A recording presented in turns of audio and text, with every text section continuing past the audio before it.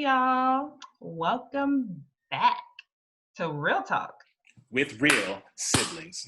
Let's get into it. This week we are covering the latest episode. It's the Thursday eviction episode. We're always going to cover eviction episodes. We're going to talk about the eviction itself. We're going to talk about the new HOH in the house. Then we're going to move into feed spoilers and cover nominations and safety suite and all the strategy goodness that you want to hear about.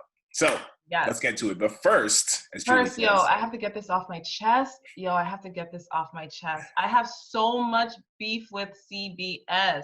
What happened? I almost punched my TV screen on Thursday night. How dare CBS? Did you not see when we were watching the episode, and I think it's like Danny is talking to Christmas or one of her little minions, and she's talking about Janelle, and she's like, Janelle is a snake. And CBS had the audacity to play the snake sound effects with Janelle's picture. Like, are you kidding me? I was like, Janelle is literally the one person in the house who's not a snake. You guys are all snaking each other. I was like, Janelle has been on this 4 seasons now, and she has literally never snaked anyone. Like, that's not her brand. That's not the way she plays. That's not. I was appalled. I was like, who is editing this? Like, production. What is? I was shocked. I was like, literally, we have Rat Hole, we have Cody, we have Tyler, who's making 50-11 deals, and you're gonna give Janelle the rattlesnake sound effects? Oh my God, I was living. I mean, look, they're clearly the editor of the episode isn't as biased as the producers of the episode, because we'll get to what production did for Janelle later. I know, you're right. They did kind of throw her a large bone, but I was really upset about that. I was like, I don't want to hear the Janelle. I don't want to see Janelle's picture. All right. Well, I'm going to edit in a rattlesnake to this video afterwards. Yeah. But first, let's get to who was on the block. So we had Nicole A. and who was the other person on the block? I don't remember. Oh, David. We had Nicole A. and David on the block. What? I said it's easy to forget. Yeah, so they were on the block, and the votes fell kind of as we somewhat expected them to fall. There was some back and forth earlier about would Janelle and Kaser be able to save Nicole. It didn't really look possible, but she still ended up with 2 votes, interestingly. She did. Let's break that down real quick. Were Enzo and Kevin. Yeah. I think Enzo was trying to be a little tricky. I think he thought that, like, Kaser and Janelle and potentially, maybe a Bailey or something would vote for Nicole to stay. And so he thought maybe if I put a hinky vote, then like we can blame it on Davon or blame it. I think he probably wanted to blame it on Davon because I think he likes Bailey better. Yeah. That's my guess. And Nicole went home. She was in my top 4, not because I thought she was great, but because I thought she'd be useless enough to skate along. But she wasn't even that useless. She was somehow Nicole needed to go home. She was spiraling out of control. Really, I really started to feel bad for her towards the end. Like, Kevin was playing, like, he was just messing up her mind and poisoning her mind so much. And like, she's not, I think she's kind of admitted herself she has issues with anxiety. To see her spiral at the end, I was just like, you need to go home. You need a hug from your mama. She did need to go. Cocoa. You're all adults. I don't know. Nobody can whisper things into your ear. You're an adult. Like, it's your job to be in charge of your mind and who you believe and who you trust. And she trusted Kevin, even though, I don't know, she just met him a few days ago. I don't know why she thinks he's so trustworthy. So she's gone. But Julie herself called Nicole out on her disastrous gameplay. There was a moment in the interview. Julie's a savage. I was kind of confused by your gameplay. And then she went on to explain how, for some reason, Nicole wasn't believing the only people in the house actively campaigning for her to stay in the house she wanted to stay in. And instead, she was believing all of her enemies who wanted her out. It was very strange. And I was glad Julie did that. It was, yeah. I'm glad she did. And she was like, yeah, Janelle and Kaser were campaigning for you to stay hardcore. Nicole's like, can I go home now? Pretty much. So then it was time to choose a new HOH. So the competition they had set up, it was this like beer shuffleboard type game where they would pull these 3 beer mugs and they had 3 different boards.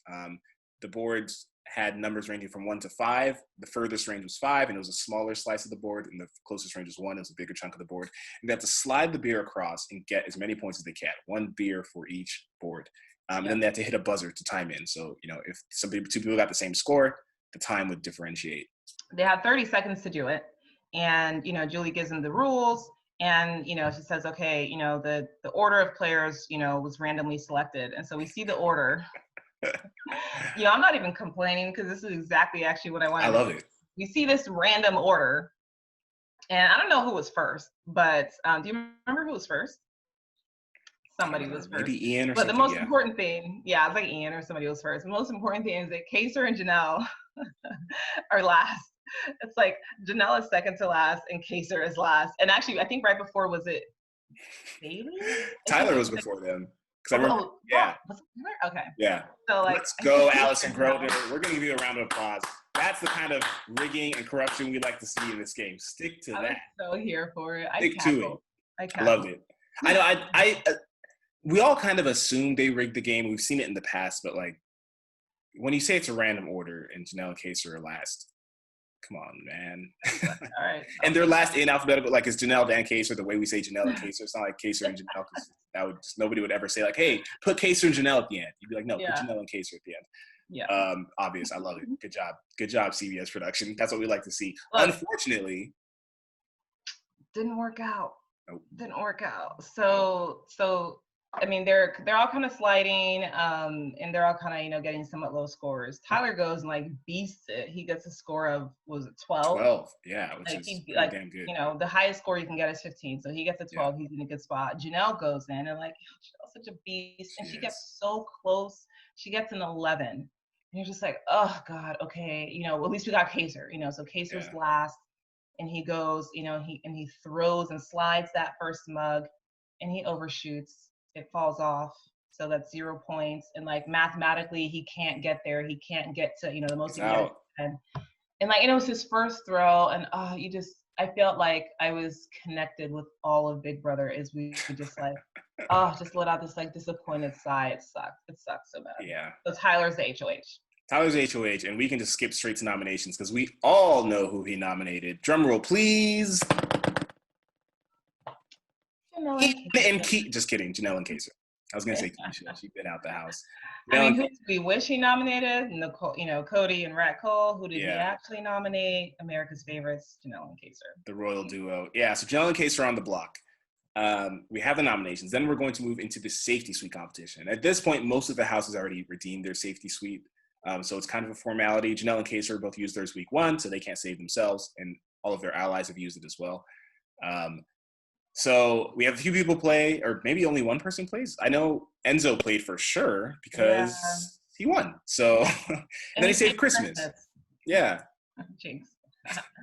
Yeah, he saves Christmas. It's why, whatever. It does again, it doesn't matter.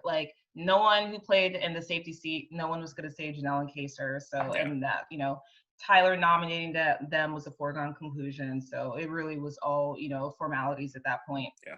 And it seems like he saved Christmas, 1, so that all the children could still get their presents, and 2, because I think he wanted to pull in an ally. Christmas has kind of been on the outskirts of their alliance. I think he's just solidifying trust with her. So then we have the veto competition. All right. So everyone's fingers crossed.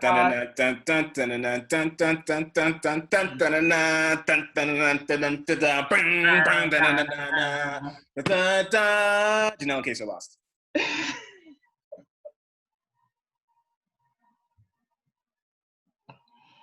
Yo, when I tell you, I had to take a second. Yeah. I was just is this what we asked for? We waited 14 years for All Stars for y'all to let Janelle be the third person to go? Why? Why?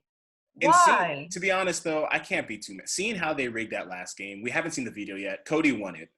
I'm sure it's sell this house on the real estate market and decorate it with traditional Iraqi decorations. And I'm sure they somehow still lost. They talked about it. They're old. They're older. Kaser said, I got beat by a 24-year-old. It happens. What are you supposed to do? Cody's young. He's athletic. they're both, I mean, Cody's sharp, Tyler's sharp. They're all smart guys. It's tough to compete against, and I'm sure they did their best. Didn't happen.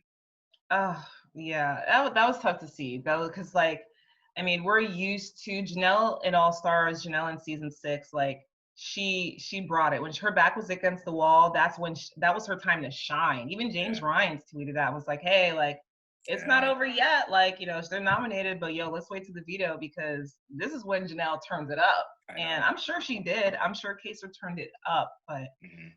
and And this is, sorry, go ahead. yeah, it's I'm sure they turned it up. I'm sure they tried, but Yeah. it just wasn't enough. And this is a moment where Janelle and Kaser are shown to be very different from somebody like Dan or even Dr. Will, because they are somewhat resigned to their going home. Janelle is very resigned. She's trying to figure out how Kaser can move forward without her, basically. However, somebody like Dan would not be resigned at this point. There's always, always, always a way to keep yourself from going home. And I think Enzo has presented one. Obviously, Janelle and Kaser don't know this, but Enzo has been discussing flipping the vote, right? He said, if we have Janelle in the house, she's a force that can go against Nicole F mainly, and Ian, and people that we want out but can't openly go against because they're somehow in our alliance, kind of. Janelle will target those people. And he literally said, what the F is Kaser going to do, right? Like, Kaser isn't winning competitions. Kaser is still going against Cody and Enzo in a sense. Like, for them, it makes more sense. I think he was discussing this with Davon or Bailey, maybe Davon. I think he's closer to her. It makes more sense to keep Janelle. And I think if you're Janelle, or rather if you're Dan in the position of Janelle, you think of an opportunity like this and you think, what can I say to get them to potentially use the veto, right? Or keep me even, which is, I think, just tell Tyler and Cody, there's a plan to keep me. I'm safe, right? Or better yet, tell Danny, right? Because everything Danny hears is going to get back to Tyler and Cody. Then it seems more credible. Tell Danny there's a plan to keep you. She goes tell that to Tyler and Cody. They might have to take Kaser off the block to put up somebody who's more likely to stay, right? Mm-hmm. And then you can figure out how to negotiate the votes from there. But you always got to make a play. And I'm slightly disappointed in Janelle and Kaser for not being those sorts of players that are always in that mindset.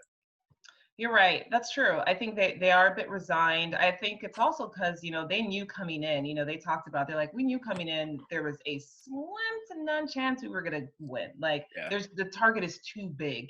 They're the epitome of a Big Brother duo. I mean, we have Chilltown and we have, Jaser, so I think because they kind of came in resigned a bit, they came in like that. They came in ready to have fun.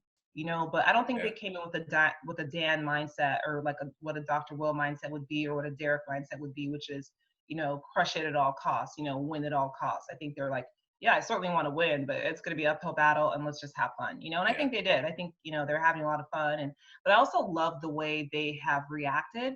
If you compare their reaction to someone like, Kevin, when Kevin was on the block, and certainly Nicole, or heck, Nicole F, she hasn't been on the block and she spent this whole season crying so far. Like, you see them, they're joking, they're having fun. They're like, it's been so great to see you and spend this time with you. And I'm just like, oh my God, why are they leaving me? Like, CBS, do something, So it's gonna be tough. It's gonna be tough to see what happens as we go through the week to eviction, but I don't know, maybe there's a chance. Maybe there's a chance. I don't think there is. But, look, we went over a decade at this point without Janelle and Kaser. We survived, maybe not happily, but we made it. And just having them for these few weeks is a treat. It's a blessing. It's like, it's so nice and it's so refreshing. And it's such a reminder of why we all loved Big Brother 5 seasons ago and haven't loved it since. So we can survive season 21. We can survive the rest of the season. Absolutely, 100%. So that's it. That's all from us. Tell us how you think this next week is going to play out. We have some interesting theories that we'll be discussing later this week about the episode and about how it's going to look going forward with potentially Janelle gone. So sound off in the comments below. Let us know what you think. Always remember to hit that like, hit that subscribe, drop a comment below, and we'll see you next week. Hey, that was pretty good.